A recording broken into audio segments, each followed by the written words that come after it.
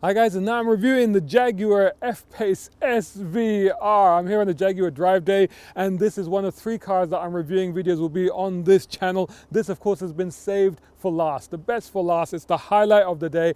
550 supercharged brake horsepower from a V8 engine, proper old school, 0 to 60 miles an hour in under 4 seconds. They've actually made that, I think, 0.3 seconds quicker than the old car.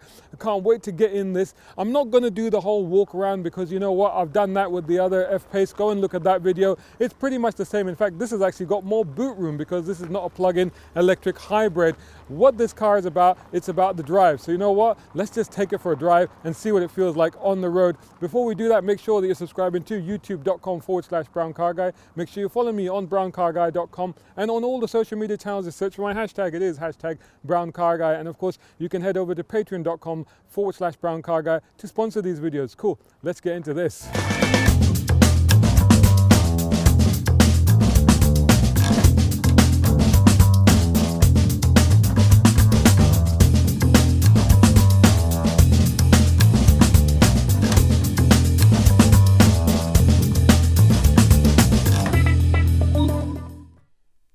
So here we are inside the SVR. I'll give you a few bits of information. This has got a 550 brake horsepower Supercharged V8.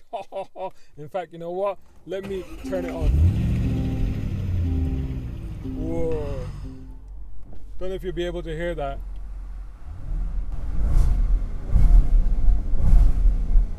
I'll tell you what, it really bangs and pops and makes all the right noises. I really like it. They say it's faster, it's more agile, it's active all-wheel drive system, torque vectoring by braking, switchable active exhaust. I'm guessing the exhaust is on. It's got quad tail bites, makes a lot of noise, and big barking, popping noises on liftoff as well.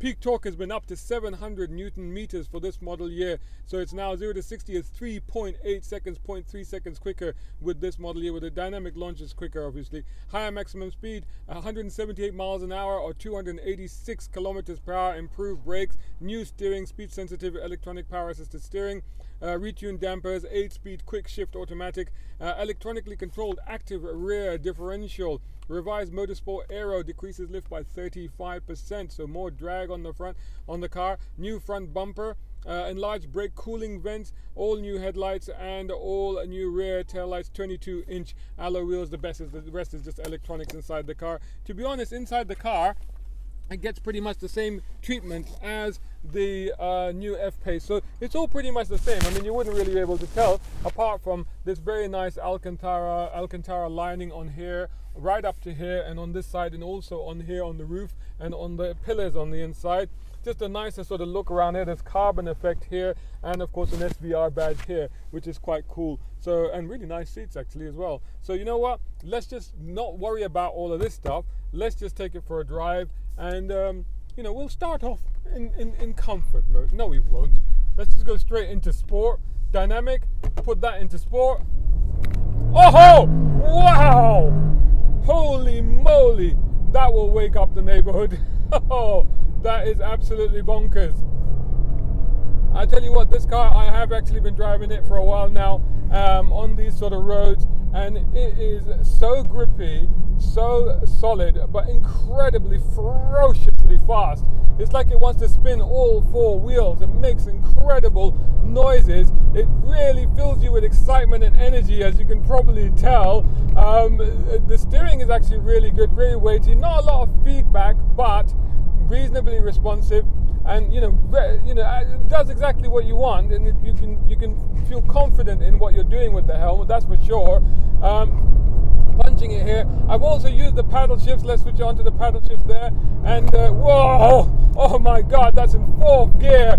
What was it? 7,000 RPM. Whoa! 7,500 RPM. And it absolutely, when they say pulls like a train, they might as well have coined that phrase for this car. That's incredible. You know. Good grip, but you know, sometimes out of the corners, again with slippery corners and stuff like that, you do get a little bit of tendency for it to just want to actually literally, like at one point I felt like it had pivoted around its corner, around its central axis, you know. Snapping it down the gears, no issues at all. Quick shift is, really is quick shift. So it's a better gear change on this, on the paddles on here, than it is on the regular F-Pace. That much is for sure. Good brakes as well. I mean, really, really strong. Give you a lot of confidence.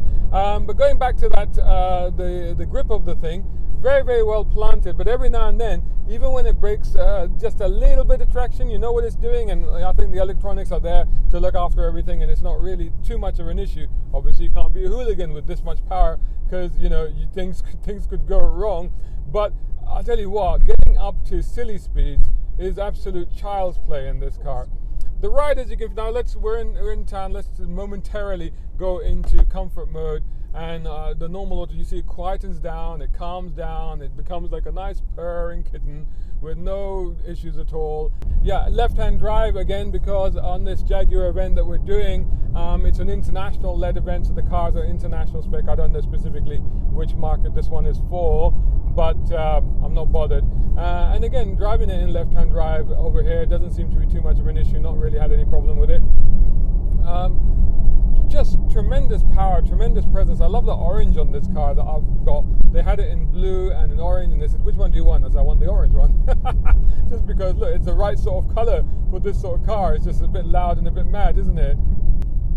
So the ride is quite hard, you can imagine, but it does soften up. Like, for example, now that we're in this village and in this mode, it's not too bad at all. It goes back to the normal, as you'd expect, Jaguar cosseting sort of thing. But when you're in sports mode, it does firm up quite a lot, and you really will feel the bump thump of the road. But then, the idea is that then it's holding the body absolutely solid for something that's so big like this. It's not roly-poly in any sense. It's not moving around or anything. It's absolutely staying planted. This is such a brute. I mean, wowzers. I mean, literally.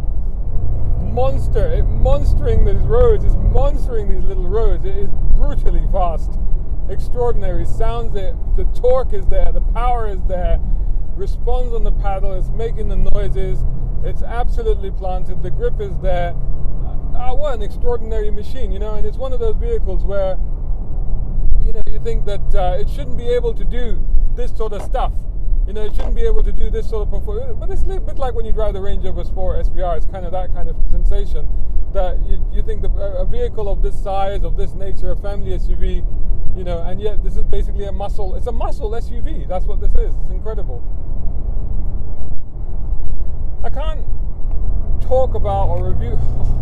Wow. The brakes are so reassuring. But you can, oh man. And you do this, sometimes you get this pop. Oh, the gear changes are great. Sometimes you get this bang, this wallop, and this parp at the back of the exhaust. It's extraordinary.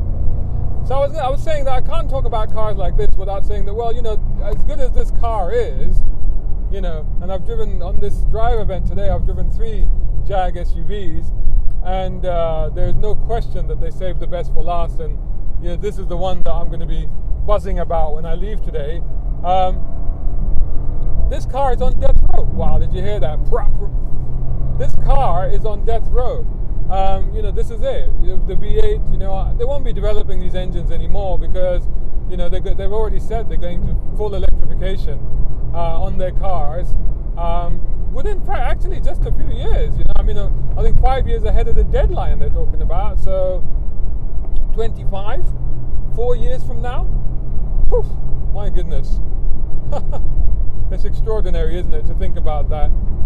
Are these cars dinosaurs? Are they redundant? Have they had it? Is it time to put them out to pasture? From the experience I'm having right now, I would say no to all of those questions. But there you go. I mean, that's the edict of what's happening. So as sad as it is, make the most of it. So, if you were to ask me, like, how much is this car? What is the price? Is it good value? I'd say all of those questions are redundant. It really doesn't matter. Because if you believe in this sort of product, if you believe in this sort of car, if you believe in this sort of muscle and this sort of driving experience, then that price, whatever it might be, is irrelevant. Because if you can afford it, you should just get it. It's as simple as that. It's like, don't hesitate, don't wait, don't think about it. because you are literally now running out of time. What a machine though, what an absolute beast of a thing. You know, and it's a car that you can take to the shops and take to work and drop the kids to school in. You know, looks the part though, does look the part, but yeah, mental. Absolutely love it. There you go. That's my kind of exciting, excitable, ecstatic, but at the same time slightly sobering review of this amazing car. Wow. Hey guys, hope you enjoyed that video. If you did, please hit the like button and try to leave a comment. That would be awesome. Make sure that you're subscribing, of course. That's to youtube.com/browncarguy, and hit that bell notification icon so you don't miss any of my videos. Whilst you're at it, also follow my blog, browncarguy.com, and of course follow me on social media. That's Facebook, Instagram, Twitter, and even TikTok. Just search for my hashtag, of course, hashtag browncarguy. Hey, if you enjoy my content, then you know what? You could sponsor it, and you can do that at patreon.com/browncarguy. and join these wonderful people scrolling up on the screen right now. Your name could also be here, along with Muhammad Ali Humaid, Partha Srinivasan, Tom Conway Gordon, Isaac Bouchard, Raza Adil, Muhammad Qasim Siraj Abbasi, and of course Mark Waddell. Go to patreon.com/browncarguy. It's from as little as £2, $2 a month. Price of a coffee. Hey guys, buy me a coffee. Why not? If you enjoy my content. If you can't do that, make sure you're continuing to like, comment, share, and subscribe, and I'll see you in the next video.